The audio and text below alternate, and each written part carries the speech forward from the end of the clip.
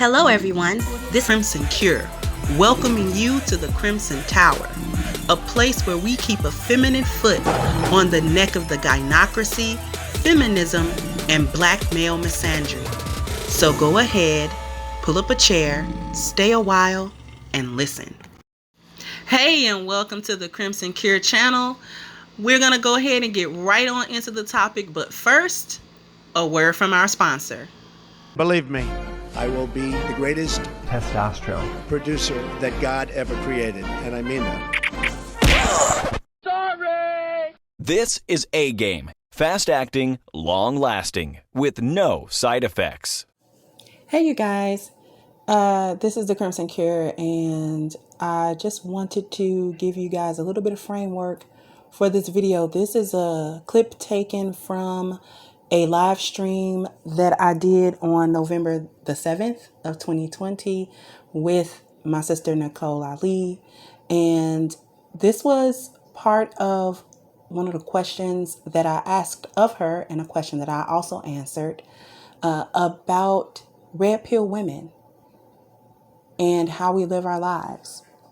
And the first question was, how do you personally deal with being a red pill woman online and offline with both men and women? And I thought this was a really in-depth answer that she gave, and also that I gave, just to give everyone a deeper look into how women who are not part and parcel of the dysfunction of the gynocracy, how we actually think.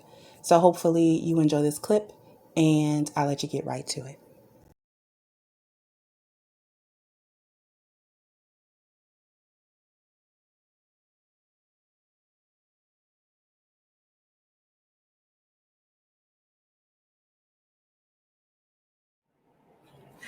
All right, so here's what we want to do. I'm going to go ahead and just jump right into it, because I think this topic will be really, really encouraging for the ladies, this is really who this is for.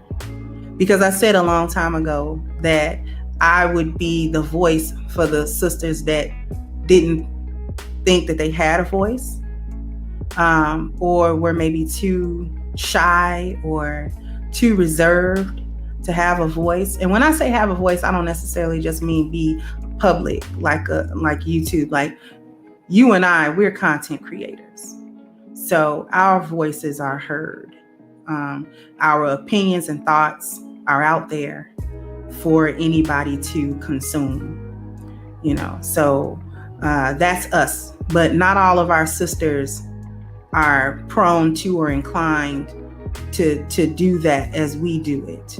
But I do want to acknowledge the contributions of these sisters, the support of these sisters. Katz has been a long time supporter. So is Delisa. Also been a long time supporter. I don't think she's in here now, but Brenda, bronze dipped. Risa, I can see. Fit Feminine 40, a big supporter of this space and of what we do in the space. So just in order to go ahead and jump into it, I wanted to explore some questions and see if we could get a dialogue going to kind of help ourselves and help our sisters out. And I think the first, probably, and the most important question that I want to open with is, how do you personally deal with being a red pill woman online and offline, with your interactions between both men and women? Did you want to tackle that first, Nikole? Yeah, sure. Once again, thank you for having me on here, Kendra. I appreciate it. No. Much respect to you, everyone in the chat as well. So the first question, basically how I tackle that. When I first came to this space, I really didn't know much about that there were Black people who who were understanding the concepts as much as you all are with red pill, blue pill, even black pill, and things like that. And I always have to give credit to my Sensei Bay, the Bitter Truth Show, because he he's the one that really motivated me and said, you should check out this guy, Black Gnostic Speaks. And from then, the ball went rolling, and I met all you wonderful people, So I really am thankful for him. But he had to see something about what I was saying. He had to see something about my content that, perhaps made him tell me that, And so a lot of the responses I get online are somewhat similar to the responses you see in the chat, like when we go from chat to chat and stream to stream. And a lot of them are similar to, it's funny because some guys will email me and they're like, they may only watch my content. They're like, have you heard of BGS? I'm like, yes, And so it's maybe I'm bridging the gap for some people in that way, or vice versa. He's bridging the gap for other people. So the way that I deal with that, like with men, I think outside, in real life, not here in cyberspace, men a lot of times just look at me differently, and I think that's similar online as well. But in face-to-face interactions, they deal with me differently. A lot of them say I'm a little different, and sometimes they say that's like a breath of fresh air. That's refreshing. When we didn't have masks on 24/7, just saying hello, saying good morning, having a smile. For a lot of Black men, here in LA, and even when I lived in Atlanta, that was like, wow, she said hello, just say good morning. But that was how I was raised, yes sir, no sir, yes ma'am, no ma'am, good morning, good afternoon, sir, how are you, sir? How's your day going? That type of stuff. Just common decency and respect. But that's not a standard to be upheld in the gynocracy. That's not a standard that's expected of Black women. So when I'm dealing with Black women on the other side of it, unfortunately, I have to say, I say it with hesitation, but it's the truth, that a lot of most of the nasty, negative emails, the negative comments that I get, sometimes, Jason sees these things. It's hurtful, I don't get too much usually from the men. If it's something like a question, it's more of on a logical basis. The women a lot of times say things just to hurt me, or just to throw a dagger. And I'm like, okay. So the way I deal with that, one, I can block you. In real life, the way I deal with that, there's so many women, you don't understand. There's so many women I have to cut off, especially like today, this week, because of everything going on. I'm like, I can't put myself in that situation. I have a future to think about, but I'll leave it at that. Those are the basic ways I deal with it. Yeah. Let me stop and acknowledge Gold Professor and Cats for your cash apps. Thank you so much. So, I want to go ahead and I'm give my accounting for that, dealing with being a red pill woman offline rather than and online, between the men and the women. Offline, it's been a lonely road, is what I can say. It's sort of a lone wolf, because I think we live in a society where, like you were saying, the standards set by the gynocracy on Black women's behavior, particularly as it pertains to how we interact with men, Black men. And I think we live in a society, in a place where gynocratic thinking is expected of us. We're expected to be gynocrats. Yep. We're expected to be hyenas. Like, that's the expectation. And it becomes a little weird when you don't subscribe to that expectation. Particularly, it's a pleasant surprise with the men. For the women, when they realize you're not really on that ball game with them, you're not playing that game with them, it's almost immediately a hostile type of situation potentially. And so when I'm out and about, like, okay, because I drive, and when I see Black men, I always try to make sure that I have a pleasant demeanor, and I try to make sure that, I'm greeting them pleasantly and speaking to them, in a certain way. And they're always very surprised. Like 9 out of 10 times, I get a really positive response from that. They're like, oh, she's really nice. Now, some of them kind of misconstrue that as a bit of flirtation. And I'm not gonna lie, I'm a little bit of a flirt, just a tiny bit. So they kind of are like, is she flirting with me? But no, actually just being pleasant. But with the ladies, once you get into social situations offline, it kind of becomes a situation where I almost have to think about, how am I going to say this? Or how am I going to react to a certain situation? Like when feminism is expected of you and you're not a feminist. Right. Like, because sometimes I get ladies that come into the Uber, and depending on their conversation, if they want to have a conversation, they're obviously feminists. And they're looking for the cosign when they say things that I don't agree with. And so because I'm at work during that time, it's like, well, I don't want to be rude and be like, girl, that's stupid. You know what I'm saying? I don't believe that, and da, da, da, da, da. So I get caught in a situation where it's like, oh, that's an interesting point of view. And I have to speak to them almost vaguely. And many times they get it. They're like, oh, you're one of them. You know what I'm saying? Like you're one of them, or one of those little pick-me chicks or something, whatever derogatory term that they have.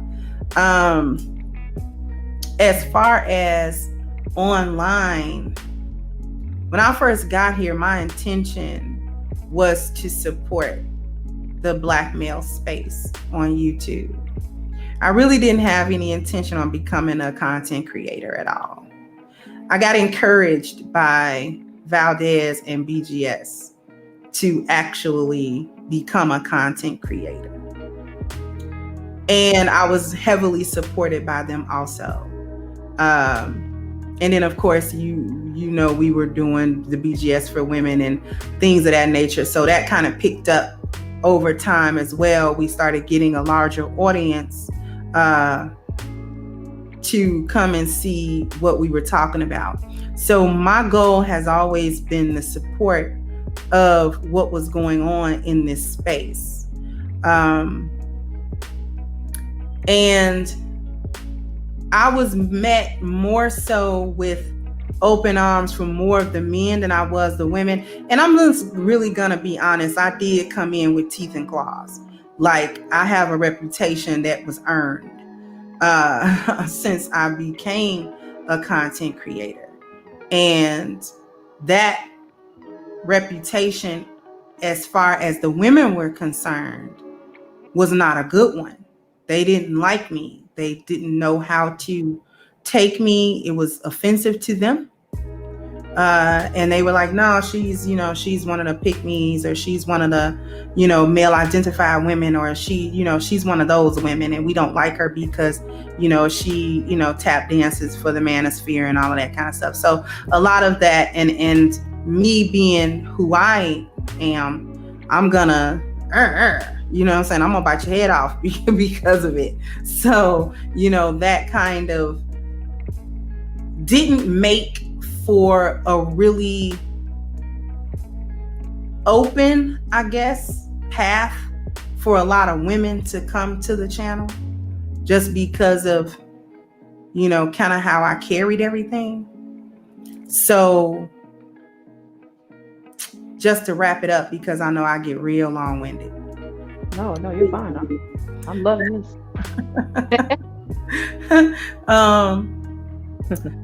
How I was dealing with it was really to block at first. Any females that came over that showed me spots, you were getting blocked or you were going to get that work. One of the two. At this point, it's called evolution. And I think that we're ready to have a conversation. And I think most importantly, I'm ready to have a conversation with the ladies that want to have a conversation. So I'm not so ready to, I'm not so ready quite to do that. I think it's more important now at this point to have a conversation that's going to move us forward. Absolutely. So. Yeah, and piggybacking on what you were saying earlier, because you mentioned earlier in the stream that there's a con for us, the con game that's working with us being in the background, red pill women that are being in the background. It's not even red pill women in a way, it's just women, true women, because I talked to my grandmother yesterday for like 2 hours straight. Okay, she's 93 years old.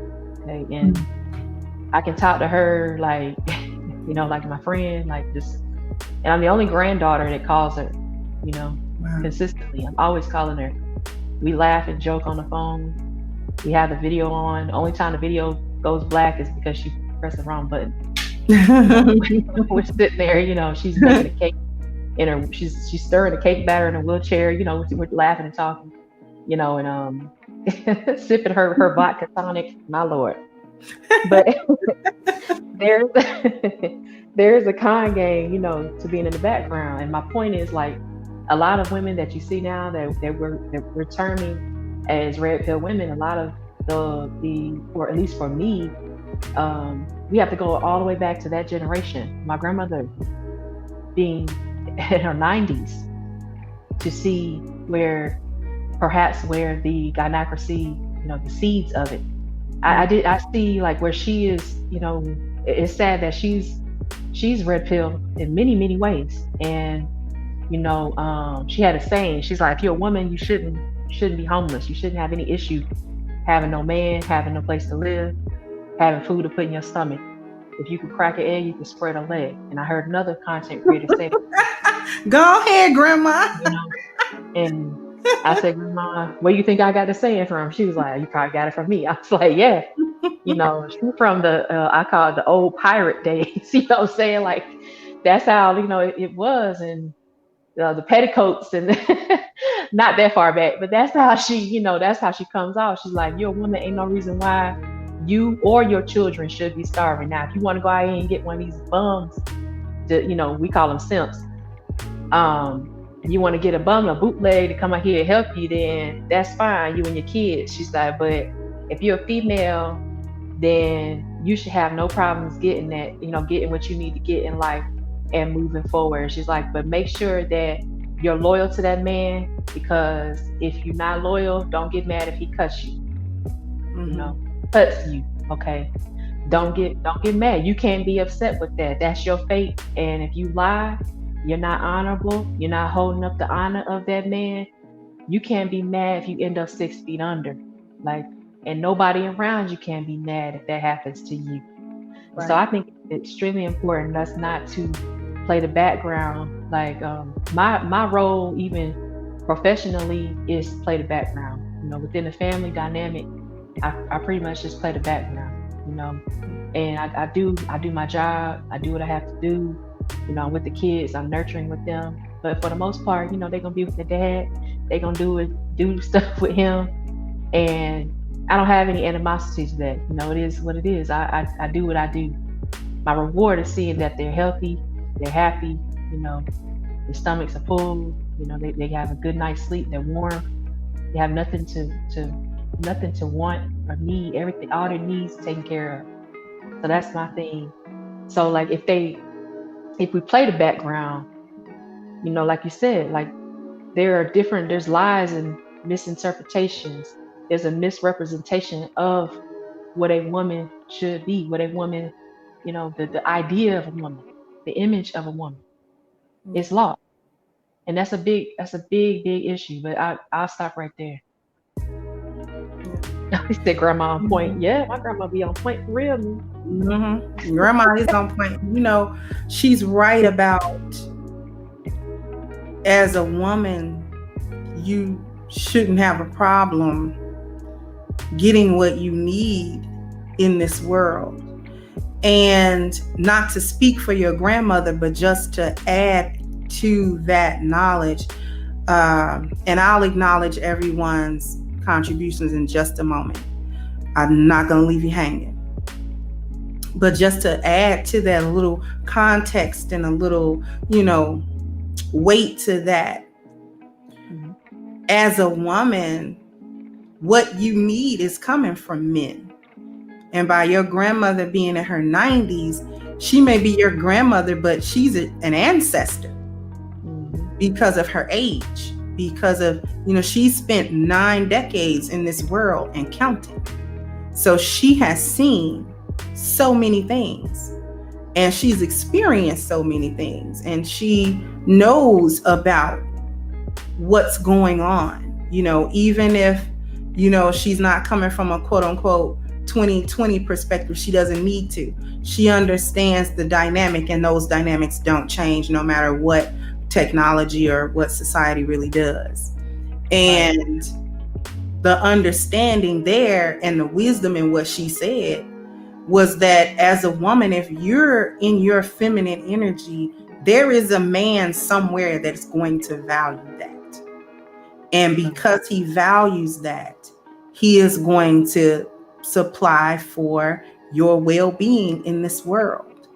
And that, to me, is one of the biggest disservices that feminism and gynocratic thinking has done to women, by telling us that loyalty to our husbands, servicing the family that we're a part of, it somehow makes us weak, or somehow it makes us not valuable. Somehow it makes us worthless, when in reality, your degrees and your career and all of these other things that you hold in esteem, and I'm not knocking any woman that pursued any of that, but I will caution a woman who pursued it at the detriment of her family and neglecting her femininity and taking this forward role that she might not have needed to take. Because in my family, I wasn't afforded the opportunity to remain in the background. I had to come up front. So if my family had a matriarch, I would be her. So that was an interesting sort of step for me to have to take in my life, and the role that I've had to do, and then learn how to step back and then just support, because it changed. Like, for instance, raising my siblings. When they were younger, I was their mother, right? For all intents and purposes. But as they got older, I couldn't be their mother. I had to then switch back into, I'm your sister. I'm your sister. And that was an interesting sort of transition for me to have to learn, rather than just being in that space all along. Right. And being afforded the opportunity to sort of play a supportive role to my family the whole way through. So I definitely understand what Grandma said. We're going to continue with just a moment, but let me acknowledge the super chat. Asiatic Buso, thank you so much. DS1 and Topaz, thank you both for your contribution. So thank you so much. I really appreciate it. So I was just thinking about that. You were saying, that would be very difficult to have to. You're supposed to be, or expected to be, their sister, and you're playing their mother, and under the circumstances, and then you go back to your natural role later on, Like it'd be interesting to see from their perspective, because I mean, I don't, I'm just saying, like, because seeing you as their mom and then as their sister, but you're there, it's like sister mom, that type of, yeah, that's a hard transition right there. It is, because I never really stopped being their mother. They never stopped regarding me as their mother. In a lot of ways, they call me mom. My sister will call me mom now. Like, she will call me mom. Like, she'll just come up, hey, Ma, and stuff like that. And sometimes she'll call me by my nickname, but at other times she'll be like, Ma, if she gets into some type of trouble or she wants something, Ma, Ma, you gonna help me, Ma? And it's like, okay, girl, I ain't gonna never be able to. She 33, I ain't gonna never be able to stop her from saying it. That's locked in. It's locked in and baked into the cake. Yeah. Yeah, that's there was another thing I wanted to mention, like, oh yeah. So this is a little short story. I went to my headlight went out, so I called myself trying to change the headlight, trying to be independent. You're independent. I did it because I didn't want to be a burden, and I knew that his schedule was busy that day, and I was like, I'm afraid to be driving around during this time, and this was Monday, and I was like, election is tomorrow, and I don't want to be driving and get pulled over, by some officer that's, got his panties in a bunch for whatever reason. So I was like, let me just go ahead and try to do it myself. And he actually was resting, and I don't like to wake people up when they sleep. And I was like, I could try to do it. Let me watch a couple YouTube videos. That's really, it's good and it's bad, but go ahead. I'm not going to. Right. It's bad because I was watching videos. I was like, well, I'm watching men doing it and women trying to do it. And I know people in the chat is like, it ain't that hard to change your headlight, Nikole. I know it ain't that hard. But I put too much grease on my hands and the thing fell in there. So the light fell into the car. I was like, oh my God. Oh man. Before I knew it, I was like, oh, I got it in. I got it in there. I was so lost. I turned the light on, and then I look, and I was like, why the light not coming on? What's going on here? And it had fell down inside the car. So he was like, well, I guess you're gonna have to get it, fixed or something. He couldn't get it out. Went to Firestone, and there was an older lady. This is a test to see what type of gynocratic gynometry. Gynometry. Yeah, shout out the nameless protagonist, the gynometrical. A mathematical gynocratic equation. The gynometrical witchcraft equation she was gonna come up with. And I said, you know what? I did this mess. I'm gonna see what she gonna say if I say he did it. So we just sitting there chilling. She was like, oh, hey, how you doing? I'm like, I'm good. We talking with our mask on, and wait for them to fix what I messed up. And I was like, man, the headlight fell in there. Like, she said, oh, he don't know what he's doing. What? Like, she just assumed, right, is galore. I was like, what the heck? It was crazy. Right. But she was like, that's why you can't trust no man do nothing. Now, mind you, this is an older Black woman, I would say in her 60s. So she's about my mother's generation. So she's a baby boomer, and she's talking like this about a man she ain't never met, ain't never gone, don't know. Man could be in a coma or something. She don't know, She don't know. Paraplegic, legless, whatever. She don't know. And she don't know who he is to you. She doesn't know. She has no idea about the dynamics. Yes. And speaking on that, this will kind of lead into the next question that I want to tackle as well. But touching on what you were just saying about her assumptions about a man that she had never met. This, ladies, and I'm talking to the ladies, all who are in the chat, who are in the clouds, whether you agree or disagree with the content that myself and Sister Nikole put out. It's so destructive to just assume and have this teaching and this underlying knowledge, quote unquote, and understanding that our men are nothing. Men in general, Black men in particular. That our men are incompetent, that they are always wrong, that they are not good leaders, that they have a myriad of issues that make them unworthy or make their manhood suspect. This is such a destructive programming, and I'm using that word very specifically. And we have to drop that.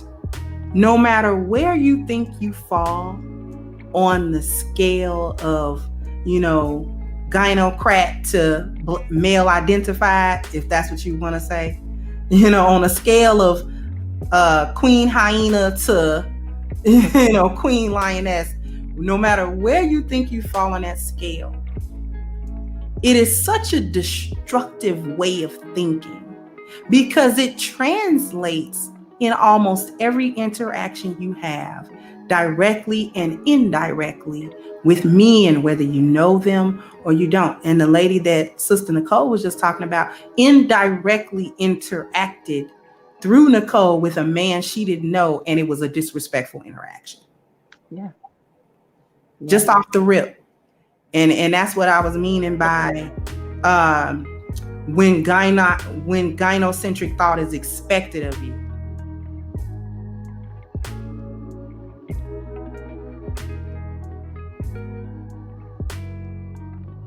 So thank everyone for coming in.